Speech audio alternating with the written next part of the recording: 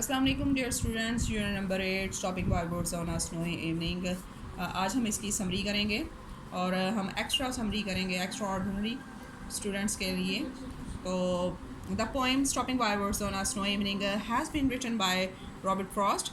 ये नज़म शाम के एक बर्फ़ानी शाम को जंगल के पास रुकना रॉबर्ट फ्रॉस्ट ने लिखी है। The well known American poet, जो कि एक मशहूर अमेरिकी शायर है। The main theme of the poem revolves around the travellers. जो मरकज़ी ख़्याल है पोएम का वो मुसाफिरों के इर्द गिर्द घूमता है। Who is passing through the woods, जो कि जंगल में, यहाँ पर वुड्स जो है वो जंगल को इस वुड्स से तशबीह दी गई है, यहाँ पर लकड़ियाँ नहीं हैं, ठीक है। तो who is passing through the woods which are lovely dark and deep, जो कि जंगल के करीब रुकता है, जो कि बहुत खूबसूरत, अंधेरा और गहरा है। The woods are so enchanting and awe-inspiring that the poet is compelled to stop. ये जंगल जो है वो बहुत पुरकशिश है और पुरकशिश और बारवब है, जो कि शायर को अपनी तरफ माइल कर रहा है। It is one of the darkest evening of the year. ये बहुत गहरी रात है, इस साल की बहुत गहरी रात है।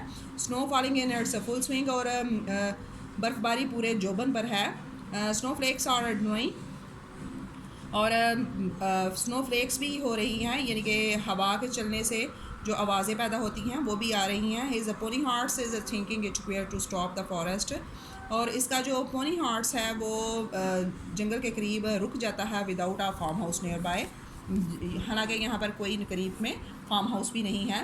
There is a frozen lake beside the woods, और इस जंगल में एक जमी हुई झील भी है। There are sounds of the horns bells of the his horse, और उसके घोड़े की जो घंटियाँ हैं वो बज रही हैं। And wind blowing through the tree, और हवा से आवाज़ें भी पैदा हो रही हैं। The traveller is wondering about the ownership of the woods. मुसाफिर जो है वो इस जंगल के मालिक को देखकर हैरान हो रहा है। That who is the owner of the wood, और वो ये जानता है कि कौन है इसका मालिक। ही प्रॉबेबली नोज, वो शायद जानता है। The owner of the woods who is living in the village, जो इसका मालिक है और वो इस जंगल में रहता है। The poet is deeply fascinated by the natural beauty of the woods. Poet इससे बहुत गहरा मुतासिर हुआ है, इस नेचुरल ब्यूटी, जंगल की नेचुरल ब्यूटी से। These lovely dark and deep woods attract him so much, और इस प्यारा और गहरा और तारीख जंगल उसको बहुत ज़्यादा मतवज्जो कर रहा है। But he has much more important business to do, लेकिन उसके पास इससे ज़्यादा कुछ करने को है। He has to go to a long way before taking rest, और वो बहुत दूर तक जाकर वो नींद लेना चाहता है। Sleep in this poem is a symbol of everyday sleep. नींद इस नज़म में एक यानी कि नमूने के तौर पर नींद को कहा गया है कि नींद उसके लिए बहुत बेहतर है। And also it stand for the eternal sleep, और वो यहाँ पर जो है दायमी नींद की बात कर रहा है। दैट इज़ अ डेथ, जो कि मौत है। The poem is an excellent and poem जो है वो बहुत शानदार और ख़ूबसूरत अमन है शायरी का।